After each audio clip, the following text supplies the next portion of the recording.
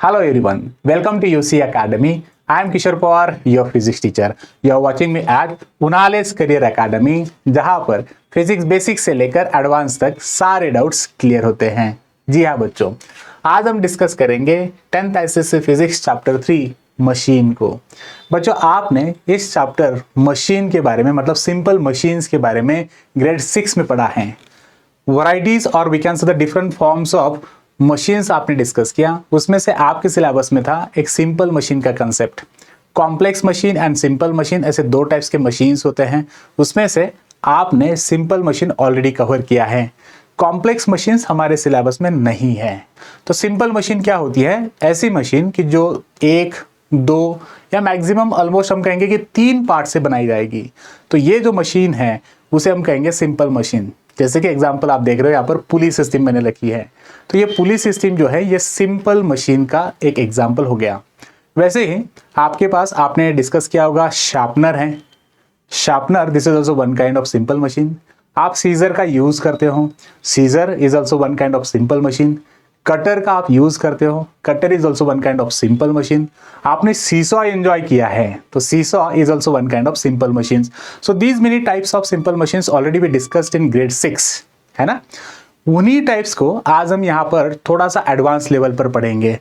Advance level in the sense means what exactly, आपको अलग अलग टाइप के न्यूमेरिकल प्रॉब्लम्स यहाँ पर दी जाएंगी। प्रिंसिपल ऑफ मशीन्स के बारे में हमें डिस्कस करना है और इन सारे प्रिंसिपल्स को अप्लाई करके आप मशीन से रिलेटेड कुछ टेक्निकल टर्म्स पढ़ोगे और इन टेक्निकल टर्म्स का यूज करके आप न्यूमेरिकल प्रॉब्लम्स को सॉल्व करने वाले हो। तो आज इस वीडियो में हम डिस्कस करेंगे चैप्टर 3 मशीन और इस चैप्टर के कुछ इंपॉर्टेंट पॉइंटर्स को। तो सबसे पहले हम डिस्कस करेंगे functions of machine, then technical terms related to machine, then principle of a machine and last one will be relation between efficiency, mechanical advantage and velocity ratio. बच्चों आप देख रहे हो मैंने यहाँ पर एक सिंपल मशीन अटैच करके रखी है।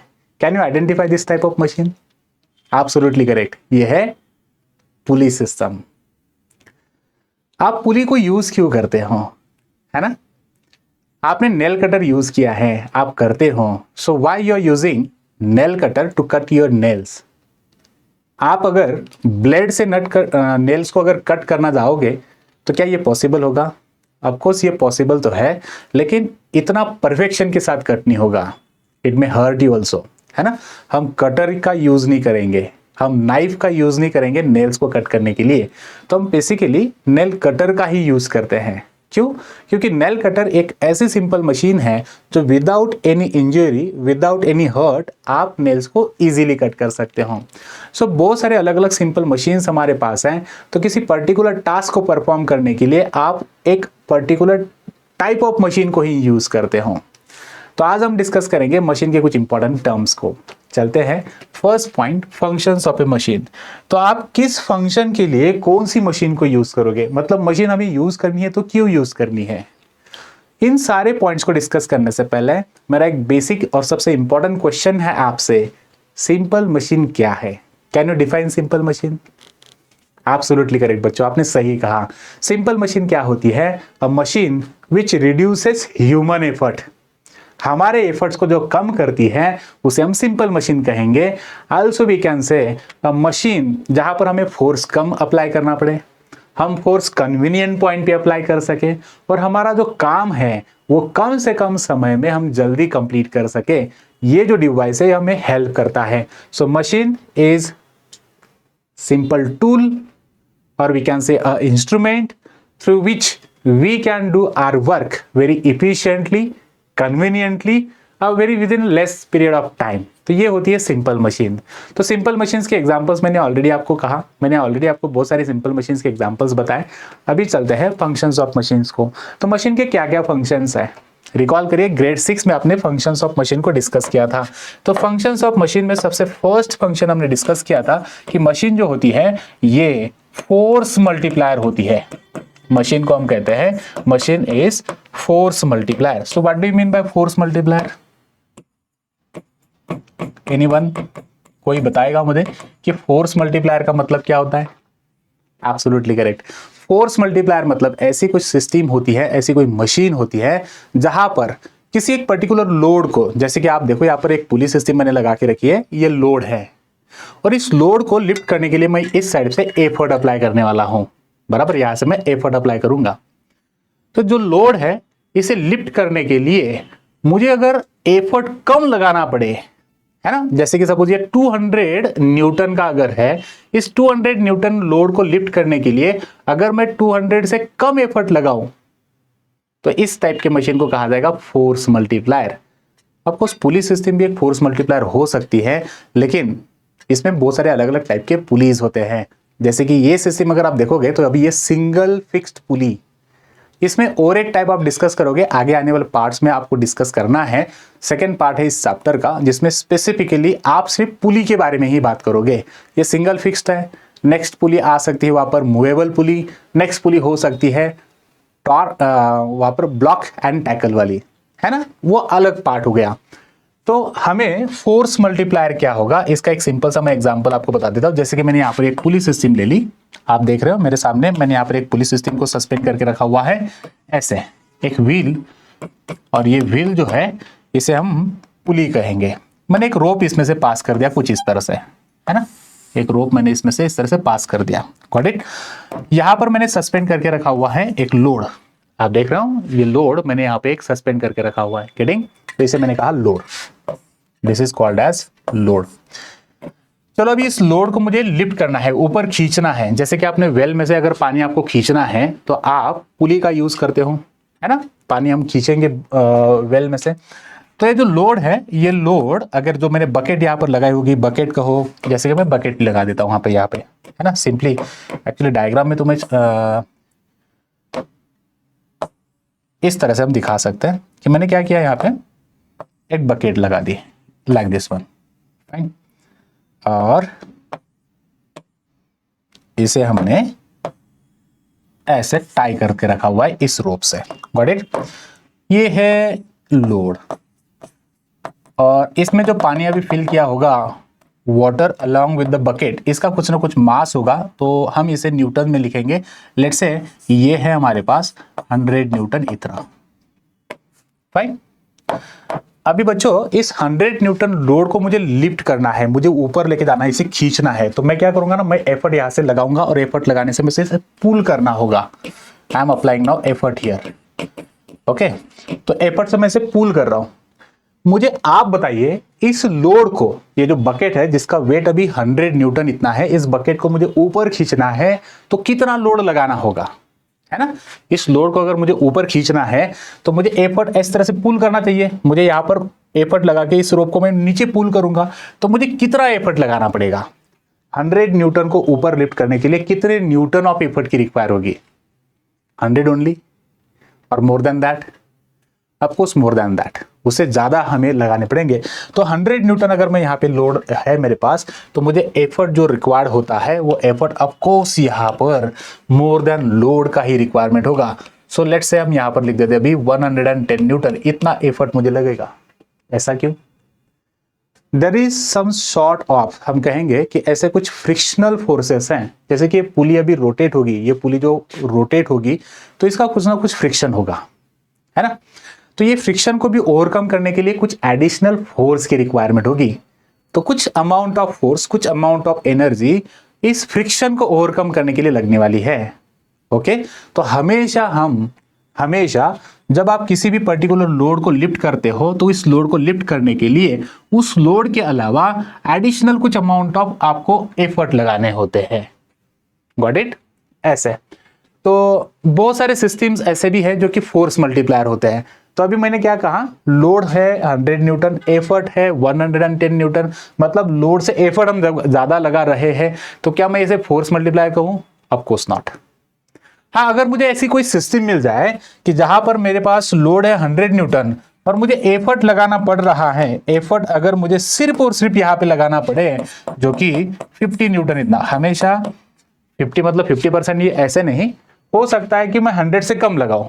अगर किसी पर्टिकुलर सिस्टम में आप एफर्ट लोड से अगर कम लगाते हो तो उस पर्टिकुलर सिस्टम को कहा जाएगा, उस पर्टिकुलर मशीन को कहा जाएगा force multiplier. A system, a machine in which effort is less then load, उसे हम कहेंगे फोर्स मल्टीप्लायर। तो बहुत सारी मशीन्स ऐसे भी हैं जिन मशीन्स को हम कहेंगे फोर्स मल्टीप्लायर। तो मतलब कम एफर्ट लगाओ, लोड कितना भी हो, लोड ज्यादा हो, हमें कम एफर्ट में उस लोड को लिफ्ट करना है। एग्जाम्पल बताओ, बोला ऐसा कोई सिस्टम है आपके पास में जहां पर आप फोर्स मल्टीप्लायर के एग्जाम्पल्स आप बता सकते हो या फोर्स मल्टीप्लायर पर देखा है? एब्सोल्युटली करेक्ट बच्चों, आपने सही कहा। आपने गैरेज में देखा होगा, टू व्हीलर फोर व्हीलर ये जो मशीन्स है या फोर व्हीलर ये जो व्हीकल्स होती है ना, इन व्हीकल्स को हम इजीली लिफ्ट कर लेते हैं, है ना? Absolutely correct. आपने ग्रेड 9 में पढ़ा होगा, क्या कहते थे हम उस मशीन्स को? एब्सोल्युटली करेक्ट, हाइड्रोलिक मशीन आपने सुना होगा। तो हाइड्रोलिक मशीन्स जो होती है, ये मशीन्स हेवी लोड को इजीली लिफ्ट कर लेती है। ओके, तो ये जो हाइड्रोलिक मशीन्स होती है वो फोर्स मल्टीप्लायर टाइप में आती हैं। तो हमारे पास कम एफर्ट में हम ज्यादा काम कर सकते हैं, इन टाइप के मशीन्स को कहा जाएगा फोर्स मल्टीप्लायर। नेक्स्ट टाइप की मशीन कौन सी होती है, या सॉरी दूसरा फंक्शन क्या होगा? सो फर्स्ट फंक्शन हमने डिस्कस किया, machine can be a force multiplier, machine can be a speed multiplier. दूसरा इंपॉर्टेंट फंक्शन आता है स्पीड मल्टीप्लायर। मतलब अभी आपको समझ में आ गया होगा, मल्टीप्लायर। तो मशीन स्पीड मल्टीप्लायर है, मतलब क्या? This machine is able to do your work well with in less amount of time. कम समय में ज्यादा काम करने वाली जो सिस्टम होती है उसे हम कहेंगे speed multiplier. So machine can be a force multiplier, machine can be a speed multiplier, and third important function आता है मशीन का, थर्ड एंड वेरी लास्ट, और we can say that is machine is used to change the direction of. Next important function of a machine is machine is used to change the direction of applied force. Force की direction को change करना होता है हमें कभी कभी। कोई ऐसा एग्जाम्पल बताओ कि जहां पर आप फोर्स की डायरेक्शन को चेंज करने के लिए इंपॉर्टेंट है, या फोर्स की डायरेक्शन हमें चेंज करनी होती है। एब्सोल्युटली करेक्ट बच्चों। देखो, इमेजिन करिए कि यहां पर एक पुली सिस्टम नहीं है, पुली नहीं है, और अगर मुझे सपोज पानी वेल में से निकालना है तो मुझे फोर्स यहां पे लगाना होगा, और फोर्स को मैं अप इस तरह से लगा रहा हूं, एफर्ट को मैं ऊपर लगा रहा हूं। सो सपोज आप अगर वेल में से पानी निकालते हो और पानी को आप इस तरह से ऊपर खींच रहे हो, so this will be very much difficult for you. क्यों? क्योंकि आपको ग्रेविटी के अगेंस्ट काम करना होगा, है ना? तो आप जब पानी इस तरह से ऊपर खींचोगे तो ये बहुत डिफिकल्ट हो रहा है, क्योंकि हम ग्रेविटी के अगेंस्ट काम कर रहे हैं। तो हमें एफर्ट की डायरेक्शन चेंज करनी होगी। तो हम एफर्ट की डायरेक्शन कैसे चेंज करते हैं? पुली के थ्रू। देखो, मैंने एफर्ट इस रोप को इस पर्टिकुलर इस तरह से मैंने इस पुली से पास किया, तो अभी एफर्ट में किस डायरेक्शन में लगा रहा हूं? एफर्ट में लगा रहा हूं वर्टिकली डाउनवर्ड इन डायरेक्शन। तो वर्टिकल इन डाउनवर्ड डायरेक्शन को पुल करना बहुत आसान होगा। Is there anything, suppose and if I asked you pull it vertically downward, so it will be very easy for you. आप आपका खुद का जो वेट है वो एज अ फोर्स लगा सकते हो। Your body weight will be work as a effort only, and आप किसी भी चीज को नीचे खींच सकते हो। बट वेयर एज मैंने अगर कहा pulled anything vertically upward, so this will be somewhat difficult for you, है ना? सो कौन सा इजी रहेगा, ऊपर खींचना या नीचे खींचना? Absolutely correct. So whenever we are applying effort vertically downward, this will be very much efficient for us, very much convenient for us, क्योंकि हम ग्रेविटी के डायरेक्शन में काम करने वाले हैं। लेकिन ऊपर खींचना ये हमारे लिए डिफिकल्ट होगा, क्योंकि ये अगेंस्ट द ग्रेविटी होगा, है ना?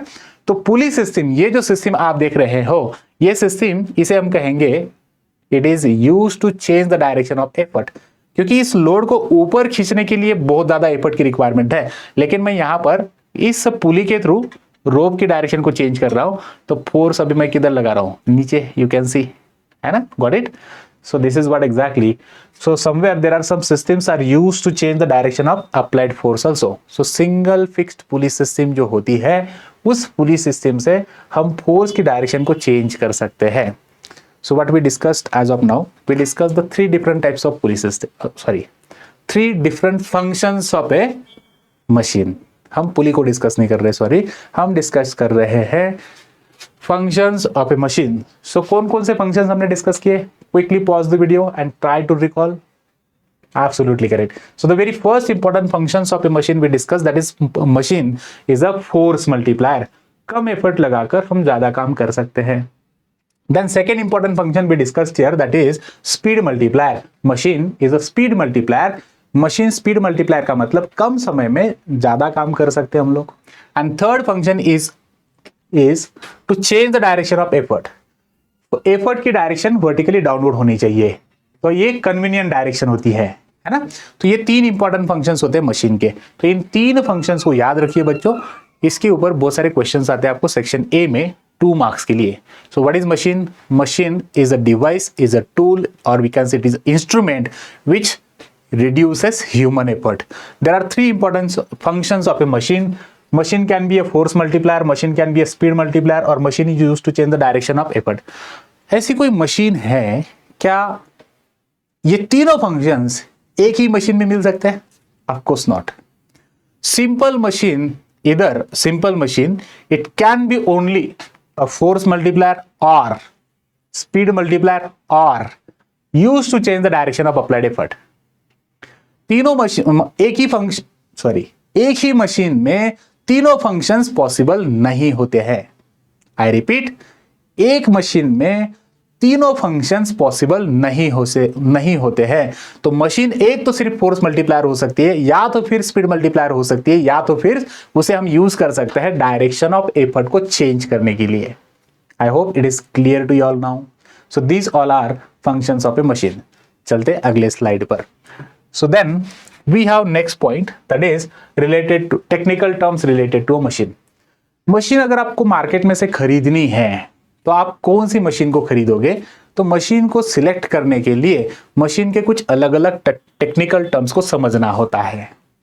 तो मशीन क्या और कौन सी, जैसे कि आपको अगर पुली खरीदनी है मार्केट में से, तो कौन सी पुली सिस्टम को आप खरीदोगे? सिंगल फिक्स्ड, या हो सकता है आपके पास यहाँ पर कोई ब्लॉक एंड टैकल सिस्टम, या हो सकती है आपके पास कोई पुलिस सिस्टम ऐसी भी हो जिसे हम कहेंगे मूवेबल पुलिस सिस्टम. सो क्यों और कैसे? तो यहां पर आपको ये टेक्निकल टर्म्स अगर आपने समझ लिए तो आप मशीन सिलेक्शन भी कर सकते हो. So there are some important technical terms what we have here. So the very first technical term is called as mechanical advantage. क्या होता है ये mechanical advantage? So the name itself indicating that mechanical advantage is what exactly? The advantage given by machine. The advantage given by machine.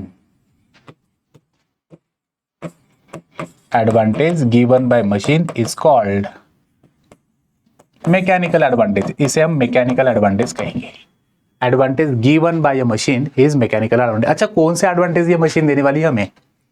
जैसे कि अगर आप इस police system की बात करोगे तो पुलिस सिस्टम ये क्या एडवांटेज आपको देने वाली है, और आप इस मैकेनिकल एडवांटेज को कैसे कैलकुलेट करोगे? बच्चा, जब हम मैकेनिकल एडवांटेज की बात करते हैं तो मैकेनिकल एडवांटेज क्या है? ये एक रेशियो होता है. Mechanical advantage is the ratio of load to effort. हो गया? शायद आपको समझ में आ गया. मैकेनिकल एडवांटेज क्या होता है? This is the ratio of load to effort. अच्छा, कैसे कैलकुलेट करोगे? फिर आपने ये जो पर्टिकुलर इस तरह से लिख लिया ratio of load to effort, तो अभी आप इसका फॉर्मूला भी लिख सकते हो. Therefore so mechanical advantage is equals to load upon effort. ये हो गया इसका फॉर्मूला. आप सिंबल्स के फॉर्म में लिख सकते हो L अपॉन E, है ना. ये हो गया मैकेनिकल एडवांटेज. अच्छा, मुझे आप बताइए कि इसका SI यूनिट क्या लिखोगे? आपने मैकेनिकल एडवांटेज कैलकुलेट भी कर लिया. अभी कैलकुलेट करने के बाद आप इसके लिए यूनिट क्या लगाओगे? तो इसका यूनिट क्या हो सकता है? मैकेनिकल एडवांटेज क्या होगा? तो मैकेनिकल एडवांटेज आपने इस रेशियो से फाइंड आउट कर लिया. बच्चों, आप अगर देखोगे तो लोड का यूनिट होता है न्यूटन, ओके, और एफर्ट का यूनिट होता है न्यूटन. तो ये न्यूटन कैंसिल हो जाएगा. तो मैकेनिकल एडवांटेज क्या है exactly? Mechanical advantage is the ratio of same physical quantity. Newton same unit की क्वांटिटी है, सेम फिजिकल क्वांटिटीज का रेशियो है. तो इसका मतलब मैकेनिकल एडवांटेज को यूनिट नहीं होता है. So point to be remember, it has no unit. इसके लिए ऐसा यूनिट नहीं है, इसे कुछ भी यूनिट नहीं लगाओगे आप, एक रेशियो है. अच्छा, तो मैकेनिकल एडवांटेज अगर आपको कैलकुलेट करने के लिए कहा मैंने, तो आप कैसे कैलकुलेट करोगे? आपको लोड पता होना चाहिए, आपको एफर्ट पता होना चाहिए, आप मैकेनिकल एडवांटेज को कैलकुलेट कर सकते हो। एग्जाम्पल देखो आपके सामने, एक पुलिस सिस्टम मैंने यहाँ पे लिखी है। इस पुलिस सिस्टम को मैंने लोड सस्पेंड करके रखा हुआ है।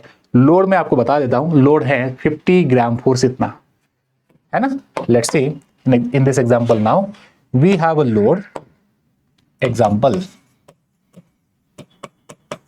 ओके, सो पुली मैंने आपके सामने रखी है, एक सिंपल मशीन है। इस सिंपल मशीन को लोड हमने सस्पेंड करके रखा। लोड है 50 ग्राम फोर्स, इतना बच्चा। अगर मैंने कहा 50 ग्राम फोर्स, तो 50 ग्राम फोर्स का मतलब कितने न्यूटन, पॉइंट है। अच्छा, ग्राम फोर्स, ग्राम को अगर मैं किलोग्राम में कन्वर्ट करना चाहूँ तो, अगर मैं 50 ग्राम को किलोग्राम में अगर कन्वर्ट करना चाहूँ तो क्या मुझे इसे 1000 से डिवाइड करना पड़ेगा? ऑफकोर्स आप इसे 1000 से डिवाइड करोगे। अच्छा, ये मुझे मिल जाएगा किलोग्राम में। ओके, फोर्स मतलब ग्रेविटी है, ग्राम फोर्स ये है gravitational CGS unit. Gram force क्या है? Gravitational CGS unit. इस ग्रेविटेशनल सीजीएस यूनिट को अगर मुझे न्यूटन में कन्वर्ट करना है, SI unit of force Newton होता है, तो आप इसे किससे मल्टीप्लाई करोगे? 10 से मल्टीप्लाई करोगे, मतलब या 9.8 से मल्टीप्लाई करोगे, है कि नहीं? तो मैंने इसे 10 से मल्टीप्लाई कर दिया, तो अभी मुझे आंसर जो मिलेगा, ये आंसर मुझे न्यूटन में मिलने वाला है। चलिए, मैंने लोड लिया, तो लोड कितना हो गया? देखो 1010, ये 2 0 मैंने कैंसिल कर दिए, मतलब मुझे मिल रहा है यहाँ पर 0.5 न्यूटन। तो लोड कितना है आपके पास? 50 ग्राम फोर्स। ये जो लोड मैंने सस्पेंड किया है, ये लोड कितना है? 50 ग्राम फोर्स इतना था। तो 50 ग्राम फोर्स मतलब कितना न्यूटन? 50 ग्राम फोर्स का मतलब 0.5 न्यूटन। अच्छा, अभी मैं अगर इस 50 ग्राम फोर्स को लिफ्ट करना चाहूं, ओके, तो मुझे कितना एफर्ट लगाना पड़ेगा? तो एफर्ट कितना मैं अप्लाई कर रहा हूं, इस एफर्ट को काउंट करने के लिए मैंने स्प्रिंग बैलेंस का यूज किया। एफर्ट आप किस तरह से कैलकुलेट कर सकते हो? एफर्ट मतलब क्या है? एफर्ट मतलब फोर्स। फोर्स को आप किस यूनिट से या किस पर्टिकुलर इंस्ट्रूमेंट से आप मेजर कर सकते हो? स्प्रिंग बैलेंस से मैं फोर्स को मेजर कर सकता हूं। तो देखो, मैं अगर इस 50 ग्राम फोर्स, इस पर्टिकुलर वेट को लिफ्ट करूं, तो मुझे कितना एफर्ट लगाना पड़ रहा है? आप यहां पर देख सकते हो, अगर आपको दिखाई दिया तो, नहीं तो मैं आपके लिए बता देता हूं। सो लगभग I can see here now it is pointing on 0.5 Newton. देखो यहां पर 2 रीडिंग्स होती है, एक ग्राम की रीडिंग होती है और एक न्यूटन की रीडिंग होती है। तो इस 50 ग्राम फोर्स को लिफ्ट करने के लिए कितने न्यूटन एफर्ट मुझे लगाना पड़ रहा है? मुझे यहां पर 0.5 न्यूटन इतने एफर्ट लगाने पड़ रहे हैं। सो लोड वॉज 50 ग्राम फोर्स, मतलब लोड कितना था? लोड था 0.5 न्यूटन, और एफर्ट मुझे कितना लगाना पड़ रहा है? 0.5 न्यूटन। ओके, क्या आप मैकेनिकल एडवांटेज कैलकुलेट कर सकते हो? एब्सोल्युटली करेक्ट, और शायद आपने मैकेनिकल एडवांटेज कैलकुलेट भी कर लिया। सो देयरफॉर ये जो पुली है, इस पुली का मैकेनिकल एडवांटेज कितना होगा? इस पुली का मैकेनिकल एडवांटेज होगा 0.5 अपॉन 0.5 इज इक्वल्स टू 1। इतना क्या यूनिट लगाऊं? मैकेनिकल एडवांटेज को यूनिट क्या रखना है मुझे?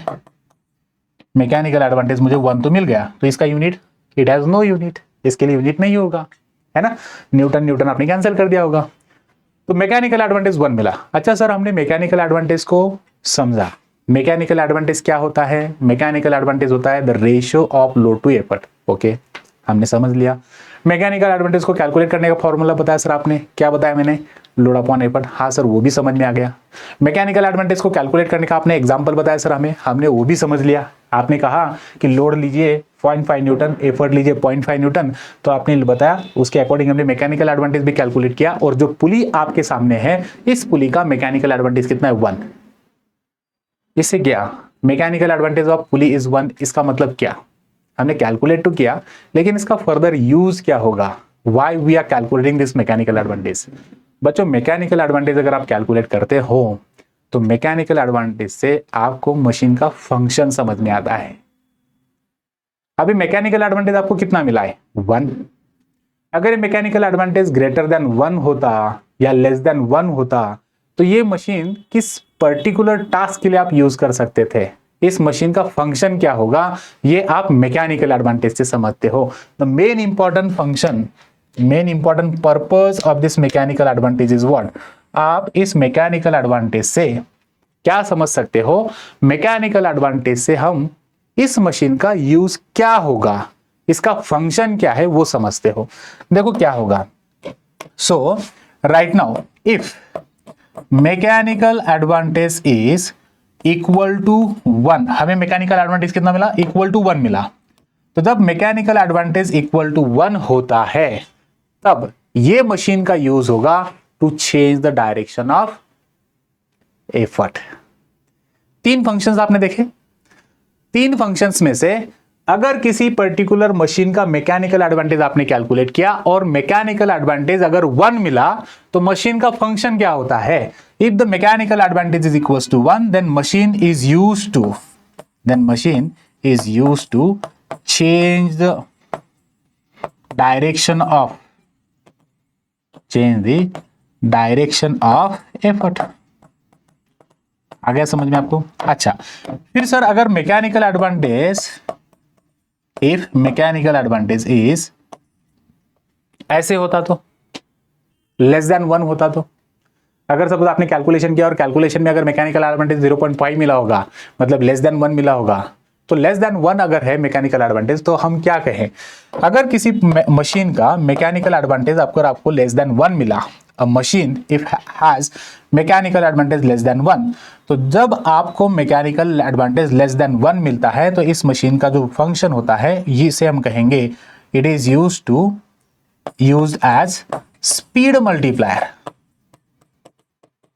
तो मशीन का यूज होता है स्पीड मल्टीप्लायर। और अगर अभी आपने समझ लिया होगा, अगर मैं लिखूं mechanical advantage is greater than 1 तो आप क्या लिखोगे? तीसरा फंक्शन क्या बाकी है अभी आपके पास? Force multiplier. Very good. तो ये मशीन होगी फोर्स मल्टीप्लायर। आ गया समझ में बच्चों? आप मैकेनिकल एडवांटेज क्यों कैलकुलेट कर रहे हो? मैकेनिकल एडवांटेज हम कैलकुलेट कर लेते हैं मशीन का फंक्शन आइडेंटिफाई करने के लिए। ओके, तो मशीन का फंक्शन हमने कैसे समझा? अगर मैकेनिकल एडवांटेज 1 है तो मशीन को आप यूज करोगे to change the direction of effort. Machine का मैकेनिकल एडवांटेज अगर लेस देन 1 है तो ये हो जाएगी स्पीड मल्टीप्लायर, और मैकेनिकल एडवांटेज अगर ग्रेटर देन 1 है तो मशीन का आप यूज करोगे as a force multiplier. So these are the 3 important pointers which we have to remember related to the mechanical advantage. I hope आपको मैकेनिकल एडवांटेज समझ में आ गया। Mechanical advantage the advantage given by machine. Mechanical advantage एक ratio होता है load to effort का, तो mechanical advantage load upon effort से आप कैलकुलेट कर लोगे। मैकेनिकल एडवांटेज एक रेशियो है, इसका मतलब इसको यूनिट नहीं होगा। मैकेनिकल एडवांटेज में आप अगर कैलकुलेट करते हो तो मशीन का फंक्शन आपको समझ में आ जाएगा। मैकेनिकल एडवांटेज अगर 1 मिलता है तो मशीन हम यूज कर लेते हैं use to change the direction of effort. Mechanical advantage अगर लेस देन 1 है तो हम यहाँ पर इसे कहेंगे स्पीड मल्टीप्लायर। मैकेनिकल एडवांटेज अगर ग्रेटर देन 1 है तो उसे हम कहेंगे फोर्स मल्टीप्लायर। चलते हैं वेलोसिटी रेशियो पे। वेलोसिटी रेशियो क्या होगा बच्चों? जब हम वेलोसिटी रेशियो की बात करते हैं तो इसका नाम ही हमें समझ में आ रहा है, रेशियोज ऑफ वेलोसिटी, है ना? Ratio of velocity. अच्छा, वेलोसिटी रेशियो किस तरह से कैलकुलेट करोगे? मतलब क्या होता है velocity ratio? So I have a pulley system again here. इसी एग्जांपल से हम वेलोसिटी रेशियो को भी समझ सकते हैं। बच्चा, जब मैं एफर्ट अप्लाई करूं तो आपको एफर्ट अप्लाई करने से लोड ऊपर जाएगा। देखो मैं यहाँ पे क्या कर रहा हूं, जैसे मैं इस साइड में ये जो रोप देके रखा है इसे अगर मैं पुल करूं तो लोड आप देख सकते हो, लोड ऊपर ऊपर ऊपर ऊपर जा रहा है ना? मतलब क्या हो रहा है? लोड की डिस्प्लेसमेंट हो रही है। एफर्ट की डिस्प्लेसमेंट वर्टिकली डाउनवर्ड, वेराज लोड की डिस्प्लेसमेंट वर्टिकली अपवर्ड हो रही है। आपको यहाँ पर डिस्प्लेसमेंट है, कुछ पर्टिकुलर टाइम में ये डिस्प्लेसमेंट हो रहा होगा, तो इसका मतलब लोड जो ऊपर जा रहा है इसकी कुछ ना कुछ वेलोसिटी है। और एफर्ट जैसे कि मैं नीचे नीचे नीचे इसे खींच रहा हूं तो एफर्ट साइड में भी कुछ वेलोसिटी होगी, लोड साइड की भी कुछ वेलोसिटी होती है। इन दोनों वेलोसिटीज का रेशियो जो होता है उसे कहा जाएगा वेलोसिटी रेशियो। देखो क्या है ratio of velocities. Velocity ratio क्या है? This is the ratio of velocities. Ratio of velocities. अच्छा भाई, ये कौन सी वेलोसिटीज है? फिर कौन कौन सी velocities? So this is what we can say, velocity ratio is equals to velocity at effort side upon velocity at load side। देखो मैंने क्या लिखा है, VE upon VL लिखा है। So VE velocity at effort side, VL velocity at load side। जैसे कि मैंने कहा आपको, जैसे मैं इस स्प्रिंग बैलेंस को, मतलब जैसे मैं एफर्ट यहाँ पर लगा रहा हूं तो ये जो एफर्ट साइड की वेलोसिटी होगी, है ना, उसे कहेंगे वेलोसिटी ऑफ एफर्ट।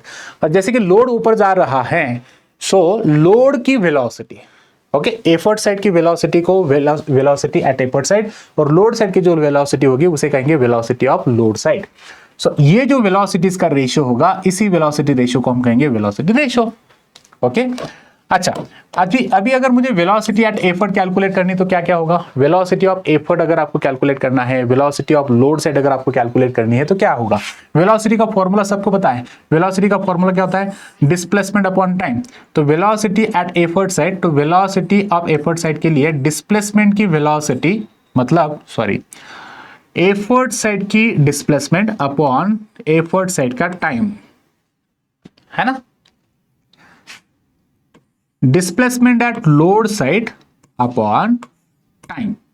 देखो, डिस्प्लेसमेंट अपॉन टाइम, वेलोसिटी का फॉर्मूला क्या होता है? Displacement upon time, displacement upon time. तो डीई मैंने लिखा है, डीई मतलब एफर्ट साइड की डिस्प्लेसमेंट अपॉन टाइम। डीएल मैंने लिखा, तो डीएल मतलब load side displacement upon time. तो वेलोसिटी एट एफर्ट साइड कैसे कैलकुलेट करोगे? Velocity at effort side is equal to displacement at effort upon time. Velocity at load side कैसे calculate किया जाएगा? Displacement of load side upon time. Okay, अच्छा कैसे calculate करोगे displacement को आप, है ना? डिस्प्लेसमेंट को कैसे मेजर किया जाएगा? आपको स्केल लेनी है। ओके, आप क्या करोगे? एक स्केल लोगे। जैसे कि अभी हम इसे एक रेफरेंस पॉइंट समझ लेंगे यहां से। फाइन, जैसे कि मैंने यहां पर ये फर्स्ट फिंगर रखा है, ये मेरा लोड का रेफरेंस पॉइंट है। जैसे मैं एफर्ट लगाऊं तो इस रेफरेंस पॉइंट से लोड ऊपर चला गया, तो कितना ऊपर चला गया ये डिस्टेंस आपको मेजर करना है। ये डिस्टेंस आप मेजर करोगे, ये पर्टिकुलर डिस्टेंस जो भी कुछ है वो हो सकता है 8 centimetre, 10 centimetre, what ever it में भी। और ये डिस्टेंस को कवर करने के लिए कुछ ना कुछ टाइम लगा होगा सेकेंड्स में, let's say 1 second, 2 second, what ever it में भी। सो ये जो रेफरेंस पॉइंट है यहां से लेकर ये जो लोड है ये डिस्प्लेस हुआ, यहां से यहां तक लोड डिस्प्लेस हुआ, ये डिस्प्लेसमेंट लोड साइड की। वैसे ही एफर्ट साइड में भी आपको एक रेफरेंस पॉइंट रखना होगा। एफर्ट वहां से कितना नीचे चला गया उस पर्टिकुलर डिस्टेंस को आप कहोगे डिस्प्लेसमेंट एट एफर्ट साइड। इस तरह से टाइमिंग आप स्टॉपवॉच से फाइंड आउट करोगे। तो velocity at effort is equals to displacement at effort upon time. Velocity at load side is equals to displacement at load side upon time. इस तरह से आपने इसे फाइंड आउट कर लिया। अच्छा, क्या हो सकता है? जनरली ये जो पुलिस सिस्टम है, इस पुलिस सिस्टम में जितना टाइम एफर्ट साइड में लगेगा उतना ही टाइम लोड साइड में लगेगा। ये सिंपल पुलिस सिस्टम है ना? तो इस सिंपल पुलिस सिस्टम में हम कहेंगे what ever the time is required at the effort side, same time will be required at the, तो मतलब टाइम सेम होगा तो ये कैंसिल हो जाएगा, है कि नहीं? ये टाइम सेम होगा तो कैंसिल हो जाएगा। तो यहां पर देखो, यहां पर क्या हो सकता है पॉसिबिलिटीज? यहां पर टी और टी कैंसिल हो जाएगा, ये टी और ये टी कैंसिल हो जाएगा। तो आपके पास क्या बचने वाला है? So velocity ratio is there one more formula. तो वेलोसिटी रेशियो का ये एक तो बेसिक फॉर्मूला है ही, और इसके साथ अगर आप जाओगे तो और एक फॉर्मूला आपको मिला। वेलोसिटी रेशियो को आप कैलकुलेट ऐसे भी कर सकते हो। तो वेलोसिटी रेशियो का और एक फॉर्मूला हमें क्या मिल रहा है? That is DE by DL. मिल गया बच्चों आपको? तो वेलोसिटी रेशियो आप displacement at effort side upon displacement at load side ऐसे भी कैलकुलेट कर सकते हो। ये भी एक तरीका हो गया। अगर आपको सिर्फ डिस्प्लेसमेंट दिया है तो आप वेलोसिटी रेशियो को displacement at effort side upon displacement at load side ऐसे भी कैलकुलेट कर सकते हो। या फिर अगर आपके पास में वेलोसिटीज पता है दोनों साइड की, तो आप वेलोसिटी रेशियो को displacement velocity at effort side upon velocity at load side ऐसे भी कैलकुलेट कर सकते हो। अच्छा चलिए, ये वेलोसिटी रेशियो जो है इसका यूनिट मुझे बताओ, क्या लिखोगे आप? एब्सोल्युटली करेक्ट, सही कहा बच्चों आपने। It has no unit. Again, it has no unit. Mechanical advantage का यूनिट क्या लिखा? Of course no unit. वैसे वेलोसिटी रेशियो का क्या यूनिट लिखा? No unit. दोनों के लिए यूनिट नहीं होगा क्योंकि ये रेशियो है सेम फिजिकल क्वांटिटीज का। ओके, अच्छा भाई चलो अभी इसका एक एग्जांपल देख लेते हैं। जैसे कि आपने मैकेनिकल एडवांटेज के लिए एग्जांपल देखा, वैसे ही अभी हम क्या कर लेते हैं, यहाँ पे एक एग्जांपल देखते हैं, है ना? सेम पुलिस सिस्टम आपके सामने मैंने रखी है, इसी पुलिस सिस्टम का हम एग्जांपल ले लेंगे। फाइन, जैसे कि ये पुलिस सिस्टम, ये मैंने यहाँ पर सपोर्ट किया है और लोड जो है रेफरेंस पॉइंट से कुछ ऊपर लेके जाएंगे। ये लोड, ओके, इस पॉइंट से मैंने एफर्ट अप्लाई करना स्टार्ट किया। जैसे मैं एफर्ट यहां से अप्लाई करना स्टार्ट करूं तो ऐसा समझ लेते हैं एफर्ट यहां तक आ गया। ओके, आप एफर्ट यहां तक लेके आए, तो ये जो पर्टिकुलर डिस्प्लेसमेंट हुआ रेफरेंस पॉइंट यहां से लेकर यहां तक, ये जो भी कुछ डिस्प्लेसमेंट है एस, इसे हम लेंगे, इस डिस्प्लेसमेंट को हम लेंगे डिस्प्लेसमेंट एट एफर्ट साइड। इसे मैं कहूंगा डिस्प्लेसमेंट एट एफर्ट साइड। क्यों? क्योंकि ये एफर्ट साइड की डिस्प्लेसमेंट है। और ये एफर्ट साइड की डिस्प्लेसमेंट कितनी होगी, ये ले लेते हैं हम लोग को। सपोज यहाँ पर 10 सेंटीमीटर इतनी। At the same time let's imagine, ऐसे इमेजिन करते हैं कि ये जो ब्लॉक है वो यहां से इस रेफरेंस पॉइंट से इस रेफरेंस पॉइंट तक चला गया, है ना। तो अगर आप देखोगे इस रेफरेंस पॉइंट से एंड पॉइंट तक यहां पर चला गया, और अभी ये जो डिस्प्लेसमेंट है यहां पर, इस डिस्प्लेसमेंट को हम क्या लिखेंगे, इस डिस्प्लेसमेंट को हम लिखते हैं डिस्प्लेसमेंट एट लोड साइड। ये डिस्प्लेसमेंट एट लोड साइड कितनी हम लिख लेंगे, हम इमेजिन कर लेते हैं कि ये भी 10 सेंटीमीटर इतनी हो गई। ओके, ये भी कितना हो गया, ये भी 10 सेंटीमीटर इतना ही हुआ। This is also 10 centimetre. Done, हो गया। नाउ अगर हम ले लेते हैं यहां पर कि दोनों साइड की डिस्प्लेसमेंट इक्वल है, वेलोसिटी रेशियो को निकालिए। तो velocity ratio displacement at effort side is equals to 10 centimetre, displacement at load side is also equals to 10 centimetre. So therefore the velocity ratio कितना होगा, वेलोसिटी रेशियो को आप निकालते हो, फॉर्मूला है आपके पास में, velocity ratio is equals to DE by DL। आपने वैल्यूज को सब्स्टिट्यूट कर दिया और आपको रेशियो मिल गया, आपने कैलकुलेट कर लिया बच्चों, मुझे पता है। तो आपके पास वेलोसिटी रेशियो इसका 1 मिल गया, बराबर है कि नहीं, सही कहा। अच्छा सर, वेलोसिटी रेशियो आपने समझा दिया, हम समझ गए कि भाई ये रेशियो होता है, ये वेलोसिटीज का रेशियो होगा या डिस्प्लेसमेंट का रेशियो होगा। डिस्प्लेसमेंट एट एपर्ट साइड ले लो, डिस्प्लेसमेंट एट लोड साइड ले लो, ये समझ में आ गया सर हमें, नो डाउट एट ऑल। अच्छा, इसका यूनिट भी नहीं, ये भी हमें समझ में आ गया, कैलकुलेशन हमने समझ लिया, everything is fine now, but what is used. जैसे कि आपने मैकेनिकल एडवांटेज का यूज बताया, जैसे कि मैंने आपको बताया, यहां पर हमने देखा कि भाई मैकेनिकल एडवांटेज आपने कैलकुलेट किया, कैलकुलेट करने के बाद इसका यूज क्या होता है। तो मैकेनिकल एडवांटेज का यूज इसलिए होता है कि आप मशीन का फंक्शन समझ सकते हो, है ना। वैसे ही अभी यहां पर चलते हैं वेलोसिटी रेशियो। तो वेलोसिटी रेशियो को कैलकुलेट करने के बाद हमें क्या समझ में आएगा, तो बच्चा वेलोसिटी रेशियो को कैलकुलेट करने के बाद आप मशीन का फंक्शन समझ सकते हो। Same thing, same mechanical advantage अगर 1 है, मैकेनिकल एडवांटेज अगर लेस देन 1 है, मैकेनिकल एडवांटेज अगर ग्रेटर देन 1 है, तो जो फंक्शंस आपने यहां पे देखे वही फंक्शंस आपके पूरे एज इट इज यहीं पे आने वाले हैं। यहां पर सिर्फ लिखना है आपको VR VR VR, that's it. अगर VR वेलोसिटी रेशियो अगर 1 है, वेलोसिटी रेशियो अगर 1 है, तो मशीन का यूज क्या होगा, absolutely correct, to change the direction of effort. अगर वेलोसिटी रेशियो लेस देन 1 है तो इट इज स्पीड मल्टीप्लायर। अगर वेलोसिटी रेशियो ग्रेटर देन 1 है तो it will be force multiplier. तो सेम आप यहाँ पे कॉपी कर लीजिए। सो डियर यू ऑल, आपको लिखना क्या है, अगर किसी मशीन का वेलोसिटी रेशियो ये इक्वल 1 होगा तो इस मशीन को आप यूज करोगे, या इस मशीन का मेन फंक्शन होगा to change the direction of effort. It is used to change the direction of effort, है ना, डायरेक्शन ऑफ एफर्ट। लिख लिया आपने, वेरी गुड। अभी मुझे बताओ, अगर वेलोसिटी रेशियो ये ग्रेटर देन 1 है तो आप इसे लिखोगे फोर्स मल्टीप्लायर। ओके, अगर आपने कहा कि वेलोसिटी रेशियो जो है, if velocity ratio is less than 1, तो आप इसे कहोगे स्पीड मल्टीप्लायर, है ना।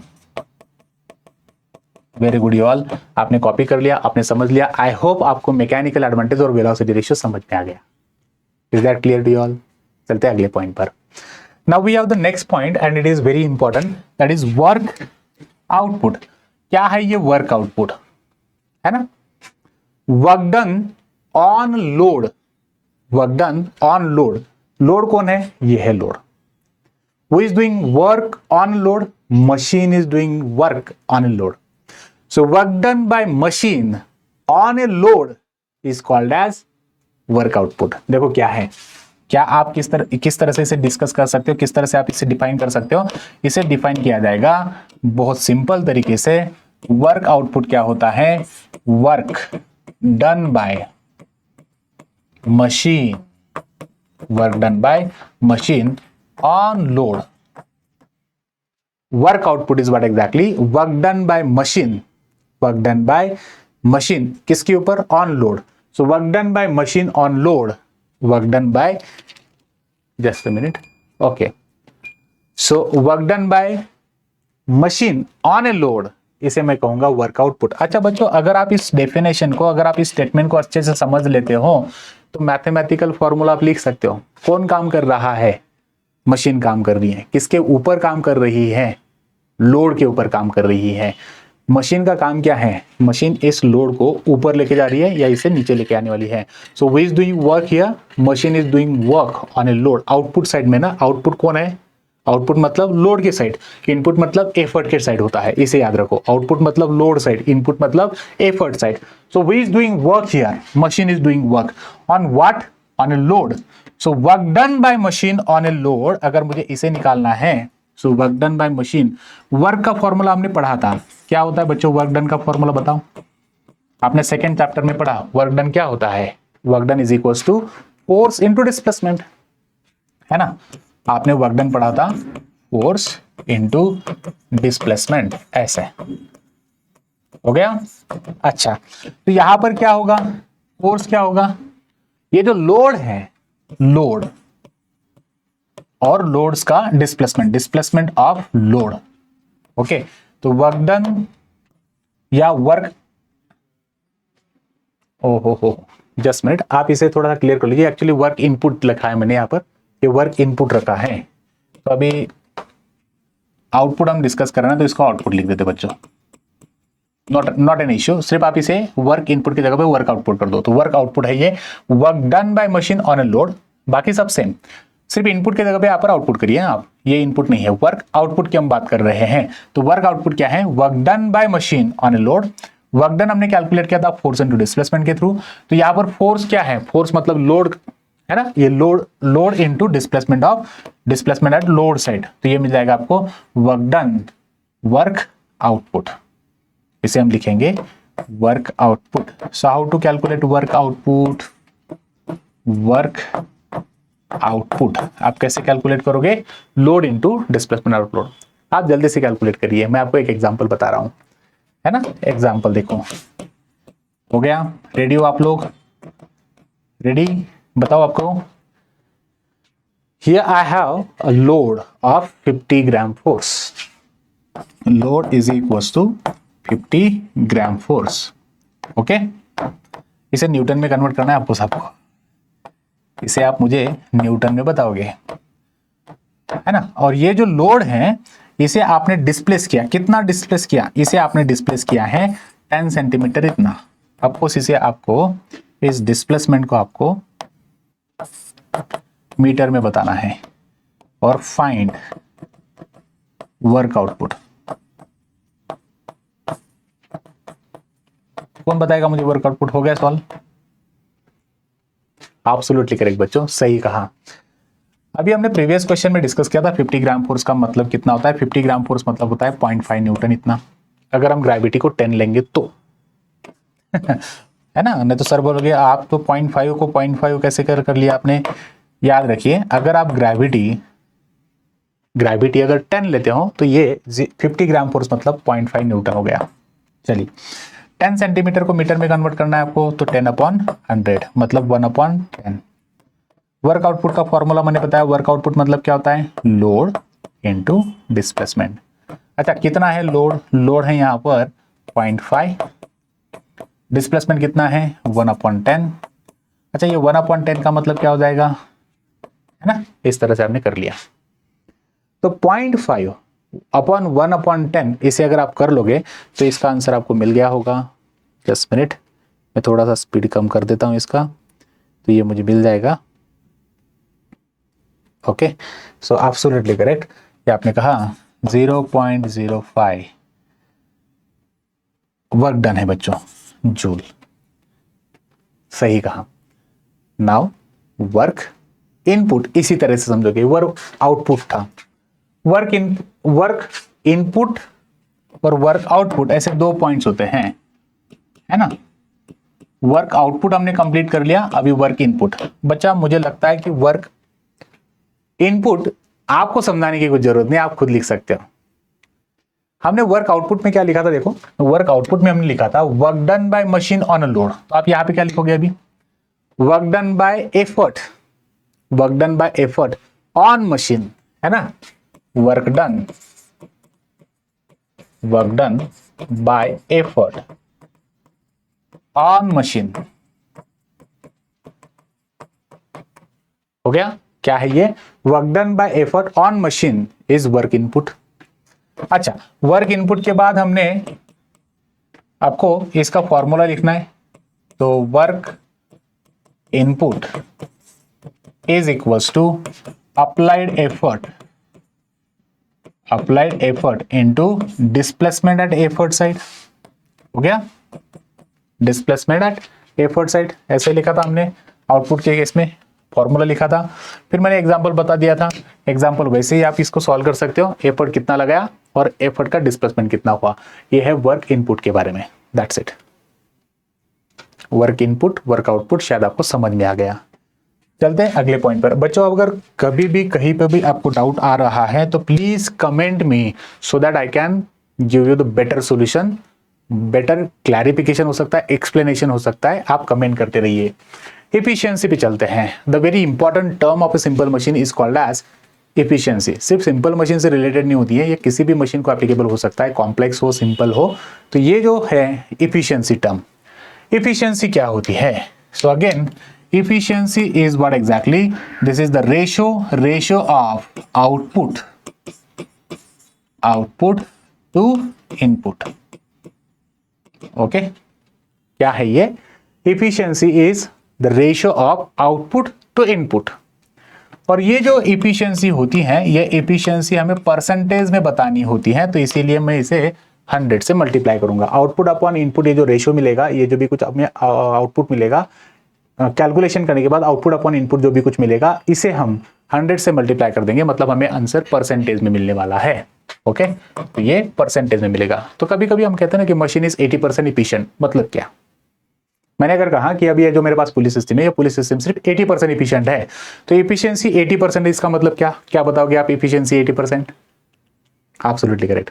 ये जो मशीन है, ये अगर 80% इफिशिएंट है, तो इसका मतलब ये हुआ इसमें से जो भी कुछ मैं एनर्जी यहां पर अप्लाई कर रहा हूं, इस एनर्जी का 20% पार्ट ये फ्रिक्शन को ओवरकम करने के लिए यूटिलाइज होगा।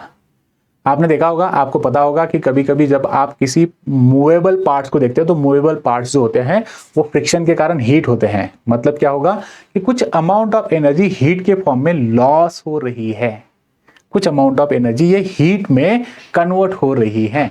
तो अगर मैंने यहां पर 100 इतना इनपुट लगाया, तो 100 में से 20 इतना पोर्शन, 20 पार्ट ऑफ एनर्जी ये फ्रिक्शन में या फ्रिक्शन को ओवरकम करने के लिए यूटिलाइज हुई, और सिर्फ 80% एनर्जी जो है वो आउटपुट में मुझे मिल रही है।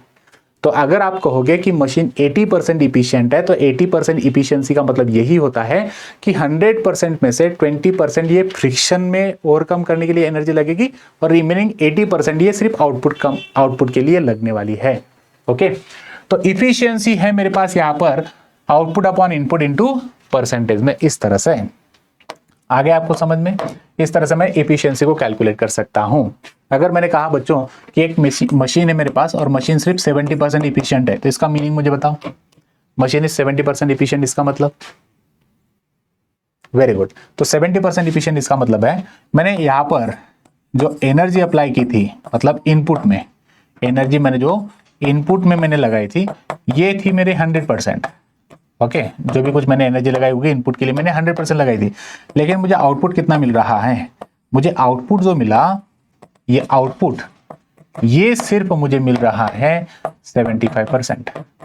तो मतलब 20%, 25% क्या हुआ? So 25% this much amount of energy is wasted और it is utilized to overcome the friction in between the movable parts. Okay, मैंने इनपुट दिया था 100, लेकिन आउटपुट मुझे मिल रहा है 75, मतलब 25 का लॉस हुआ। तो 25 मतलब ये क्या है? It is used to overcome the friction forces. Okay, इस तरह से। अच्छा, तो ये जो आउटपुट अपॉन इनपुट है, तो ये आउटपुट मतलब क्या एग्जैक्टली? ये आउटपुट जो मैंने लिखा है, ये आउटपुट क्या है? तो बच्चों एफिशिएंसी को हम डिनोट करेंगे इस पर्टिकुलर सिंबल से। ये जो सिंबल है, इस सिंबल को कहा जाता है ईटा। ये जो सिंबल है एन के जैसे आपको दिख रहा है, लेकिन ये एन नहीं है, इसे हम कहेंगे ईटा।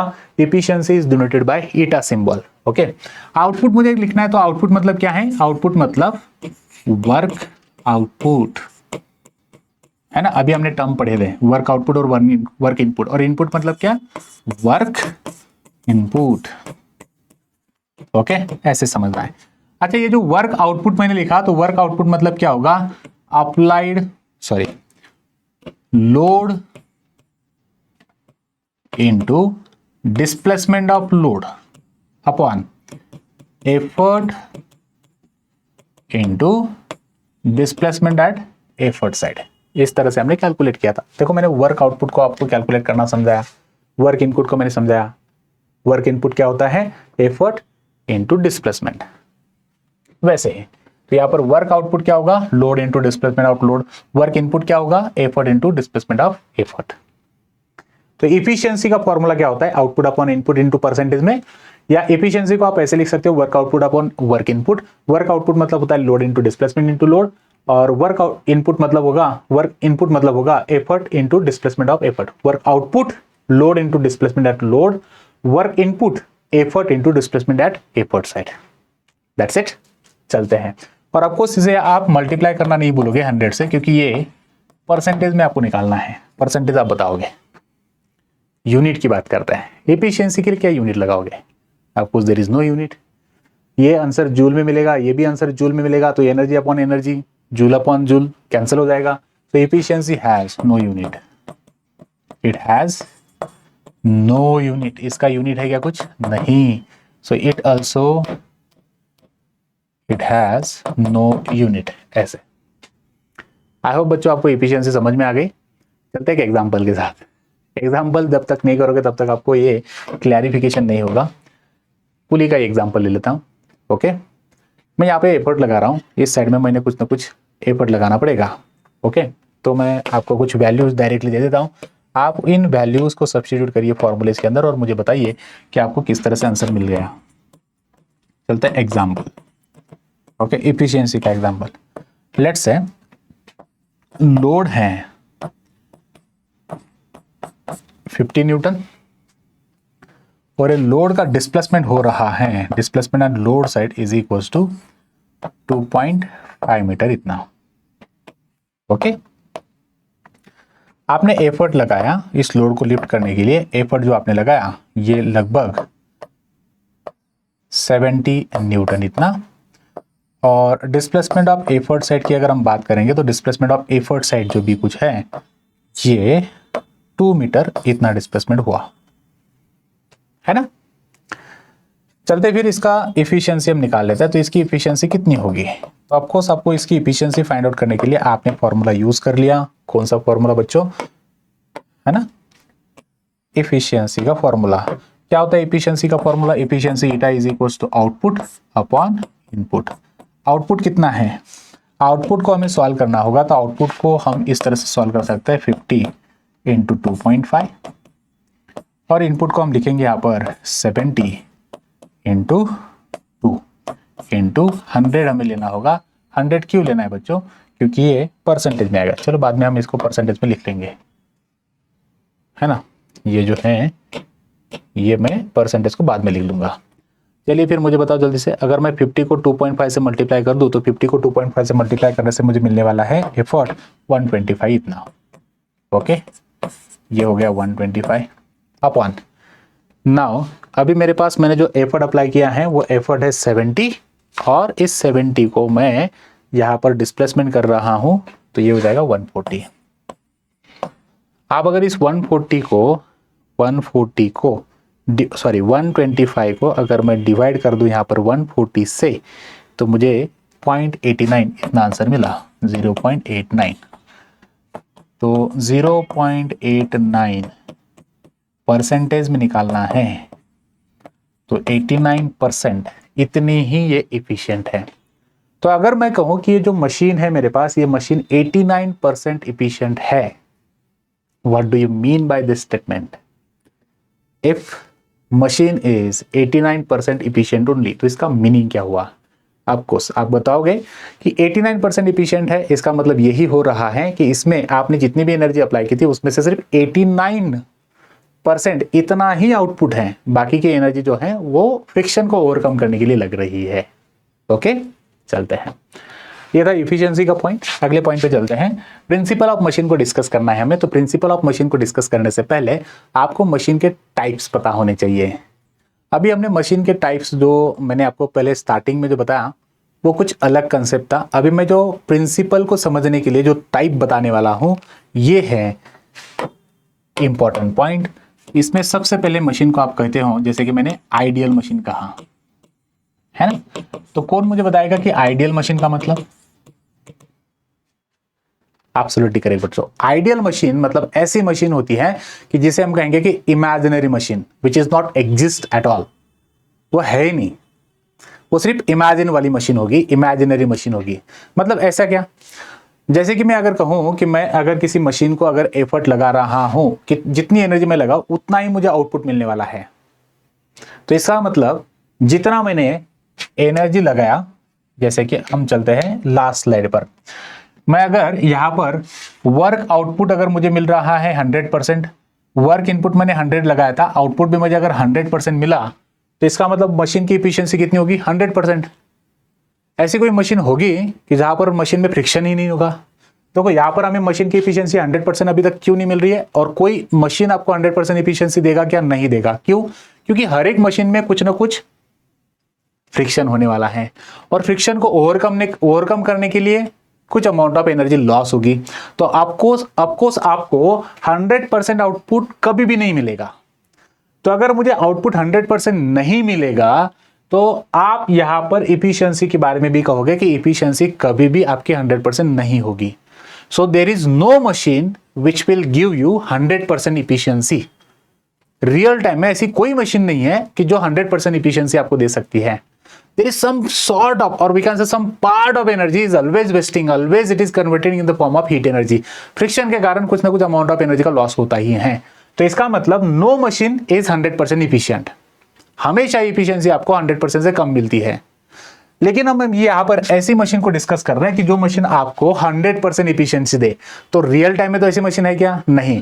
तो हम इसे इमेजिन करेंगे। तो इमेजिनरी मशीन की जो आपको 100% आउटपुट देने वाली है, मतलब 100% इफिशियंसी होगी, उस मशीन को कहा जाएगा ideal machine. So ideal machine is what exactly? The machine which has efficiency is 100%। ऐसी मशीन कि जिसकी इफिशियंसी 100% मिलने वाली है, मतलब इसके पार्ट्स फ्रिक्शनलेस हैं, पार्ट्स वेटलेस हैं, जो भी स्ट्रिंग हम इसमें यूज करेंगे वो स्ट्रिंग परफेक्टली इलास्टिक होगी, है ना, इनएक्सटेंसिबल स्ट्रिंग होगी। पार्ट्स जो भी कुछ है वो वेटलेस पार्ट्स होंगे, फ्रिक्शनलेस होंगे। ऐसा पॉसिबल होगा क्या? नहीं। तो ऐसी जो मशीन होती है, जो मशीन हमें 100% आउटपुट देने वाली है, उसकी इफिशियंसी अगर 100% है, तो इस मशीन को हम आइडियल कहेंगे। Such machine is not exist in real life, this is ideal only, imaginary only. तो ideal machine is what exactly? ऐसा आपको याद रखना है। A machine which has 100% efficiency is ideal machine, it is imaginary only. दूसरे type की जो machine है उसे हम कहते हैं एक्चुअल मशीन। एक्चुअल मशीन, और ये एक्चुअल मशीन को ही हम क्या कहेंगे? It is also known as the real machine. Actual machine is also known as the real machine. इसे हम रियल मशीन भी कहेंगे, रियल में है, रियलिटी में अवेलेबल है ना। एक्चुअल मशीन ऐसी मशीन को जो हमारे पास अभी एग्जिस्ट है, ये पुलिस सिस्टम, ये रियल सिस्टम है, ये 100% इफिशियंसी देगी ही नहीं आपको, और होगा ही नहीं इसका 100% इफिशियंसी, बराबर है। तो such machine which has efficiency always less than, इसकी इफिशियंसी हमेशा जो होगी वो हमेशा इफिशियंसी कम होने वाली है, 100% से कम होगी, 79, 89, 99.99, लेकिन कुछ ना कुछ कम होगा। तो ऐसी जो मशीन है जिसकी 100% इफिशियंसी नहीं होती है, उस मशीन को हम एक्चुअल मशीन कहेंगे। और एक्चुअल मशीन मतलब अपने रियल टाइम वाले सिस्टम, ये सिस्टम अपने रियल टाइम सिस्टम है, इसे हम एक्चुअल मशीन कहेंगे। Find out. अच्छा, तो आपको ये फाइंड आउट करना है, आपको ये समझ लेना है कि ये मशीन आइडियल है या नहीं है। क्वेश्चन में दिया जाता है कि let's imagine machine is ideal, okay, और मशीन इज नॉट आइडियल। तो आइडियल मशीन का मतलब ऐसी मशीन को जो इमेजिनरी है।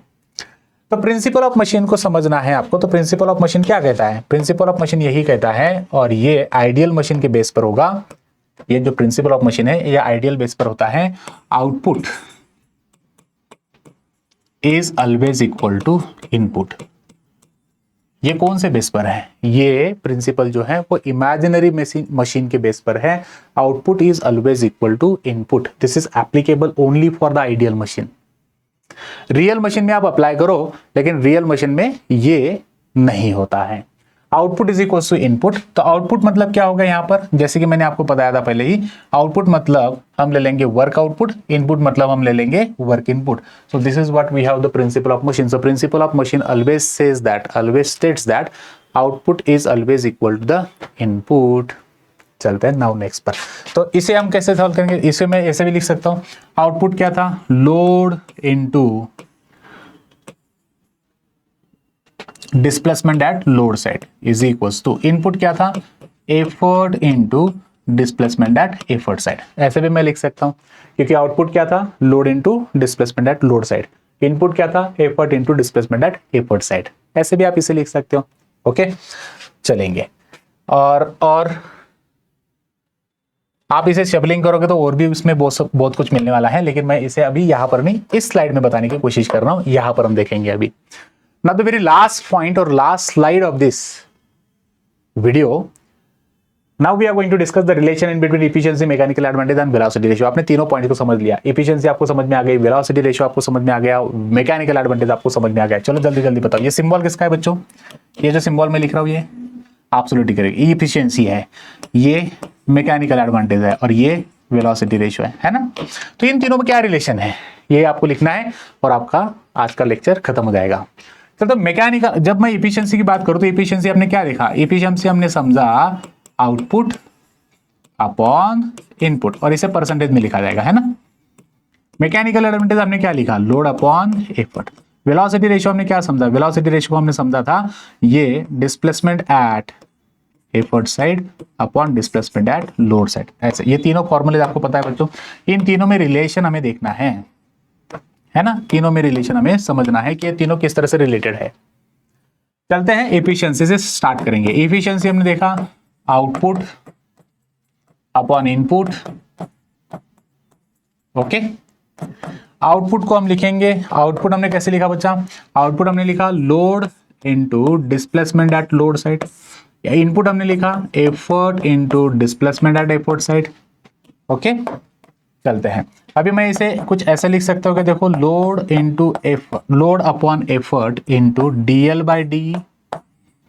सेपरेट किया मैंने, बाकी कुछ नहीं किया। कैसे पॉसिबल है, ऑफकोर्स पॉसिबल है। अच्छा मुझे बताइए कि ये लोड अपॉन एफर्ट क्या होता है। मैंने सबसे पहले बताया था आपको load upon effort, load upon effort क्या होता है, लोड अपॉन एफर्ट होता है मैकेनिकल एडवांटेज।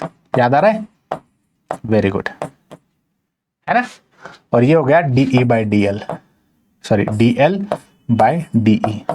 ऐसे बच्चों मुझे ये डीएल बाय डीई जो है ना, इसे उल्टा करना है, मतलब मुझे चाहिए क्या, ये डी बाय डीएल होना है।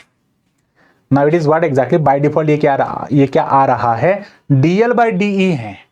मुझे डीएल बाय डीई नहीं चाहिए, मुझे डीई बाय डीएल चाहिए। क्यों, क्योंकि ये वेलोसिटी रेशियो है डीई बाय डीएल। तो मुझे अगर डीएल बाय डीई को डीई बाय डीएल करना है तो रेसिप्रोकल कर दो सर, खत्म, कहानी खत्म हो जाएगी सर, रेसिप्रोकल कर दो। वेरी गुड बच्चों, मैंने इसका रेसिप्रोकल ले लिया, तो DE by DL, one upon DE by DL लिखना पड़ेगा। रेसिप्रोकल कर दो इसे, है ना, one upon DE by DL हो जाएगा। तो बच्चा ये one upon DE by DL मतलब क्या हुआ, देखो यहां पर आगे कंटिन्यू कर रहा हूं मैं, इस स्लाइड पे आ जाइए, इस, है ना। चलो तो ये क्या हो गया, ये यहां तक आ गया mechanical advantage into DE by DL क्या होगा, वन अपॉन वेलोसिटी रेशियो, है ना। अच्छा अब ये वन अपॉन वेलोसिटी रेशियो मतलब क्या है, ये है mechanical advantage upon V R. क्यों, क्योंकि M A into one M A आएगा अपॉन वेलोसिटी रेशियो, और ये क्या है एफिशिएंसी। तो क्या मिल गया आपको, देखो अब आप यहाँ तक क्या है, ये एफिशिएंसी है, आप इसे एफिशिएंसी को सॉल्व कर रहे थे, बराबर है कि नहीं, एफिशिएंसी को आप सॉल्व कर रहे थे, तो आपको क्या मिला, all this three are related. So what they are, how they are related with like this, एक दूसरे के साथ ये तीनों रिलेटेड है। कैसे रिलेटेड है भैया, efficiency is equals to mechanical advantage upon velocity ratio. Absolutely correct बच्चों। तो ये तीनों भी आपको ये समझना है, इस तरह से रिलेटेड होते हैं। और इसमें सबसे इंपॉर्टेंट पॉइंट ये आ जाएगा, अगर मुझे मैकेनिकल एडवांटेज लिखना है तो मैं क्या लिखूं फिर, मैकेनिकल एडवांटेज को मैं ऐसे लिख सकता हूं, वी आर लिख सकता हूं कि नहीं लिख सकता हूं, बराबर है। तो मैकेनिकल एडवांटेज का फॉर्मूला ये भी मिलेगा, और लास्ट एंड वेरी इंपॉर्टेंट, जब हम कहेंगे कि मेरे पास आइडियल मशीन है और ये आइडियल मशीन की एफिशिएंसी क्या होती है बच्चों? 100%, 100% मतलब 1 है ना। आइडियल मशीन की एफिशिएंसी कितनी होती है? 100%, 100% मतलब 1। तो इसका मतलब मैकेनिकल एडवांटेज किसके बराबर आ जाएगा? मैकेनिकल एडवांटेज आता है वेलोसिटी रेशियो के बराबर। कब आएगा मैकेनिकल एडवांटेज और वेलोसिटी रेशियो इक्वल? अगर मशीन आइडियल है तो ही। If machine is ideal, machine is ideal, then only applicable है। ये कब होगा? ये होगा सिर्फ आइडियल मशीन के लिए। Mechanical advantage is equal to velocity ratio, this is applicable only and only for ideal machine. Normal या रियल टाइम मशीन के लिए mechanical advantage velocity ratio equal नहीं होते हैं। ये सिर्फ एप्लीकेबल है आइडियल मशीन के लिए। That's it. So what we have discuss now, all this three are related. Efficiency, mechanical advantage और वेलोसिटी रेशियो तीनों एक दूसरे को रिलेटेड होते हैं। और उसमें भी अगर आप आगे जाओगे तो मैकेनिकल एडवांटेज और वेलोसिटी रेशियो इक्वल मिल सकता है, लेकिन कब? मशीन अगर आइडियल है तो। एक इंपॉर्टेंट पॉइंट आपको और एक समझना है, जब मैं एफिशिएंसी, वेलोसिटी रेशियो और efficiency, velocity ratio and mechanical advantage के तीनों टर्म्स को अगर हम बात करते हैं तो इसमें से एफिशिएंसी, मैकेनिकल एडवांटेज ये गिवन सिस्टम के लिए चेंज हो सकते हैं। अगर मैं लोड को चेंज करूं तो मैकेनिकल एडवांटेज चेंज होगा और मैकेनिकल एडवांटेज चेंज होने से एफिशिएंसी चेंज होगी। लेकिन velocity ratio for a given machine ये कभी भी चेंज नहीं होती है। लोड को चेंज करने से वेलोसिटी रेशियो पे कुछ फर्क नहीं होगा, एफर्ट को चेंज करने से वेलोसिटी रेशियो में कुछ चेंज नहीं होता है। तो बेटा ये जो तीन इंपॉर्टेंट टर्म्स है ना, efficiency, velocity ratio and mechanical advantage, इन तीनों टर्म्स में जैसे कि अगर आप कहोगे कि वेलोसिटी रेशियो, तो velocity ratio is always remains constant, this is not changes, it does not changes. तो इसमें से मैकेनिकल एडवांटेज, एफिशिएंसी चेंज होती है, लेकिन velocity ratio for a given system always remains constant. ये याद रखिए। ये हो गया मेरा टॉपिक। तो आज हमने डिस्कस किया मशीन को, और मशीन के बहुत सारे इंपॉर्टेंट पॉइंटर्स मैंने आपको बता दिए और बहुत सारे इंपॉर्टेंट फॉर्मूलेज भी आपने देख लिए बच्चों। So today I am going to stop here. Thank you very much for watching this video. आप इस वीडियो को लाइक करिए, कमेंट करिए, शेयर करिए। आप अगर इस चैनल पे न्यू हो तो प्लीज इस चैनल को सब्सक्राइब करिए। वीडियो जरूर कमेंट करके बताओ कि इस वीडियो में आपको क्या नया सीखने के लिए मिला, वीडियो आपको कैसा लगा। I am really waiting for your comment. Thank you very much for watching this video. Take care you all, bye bye.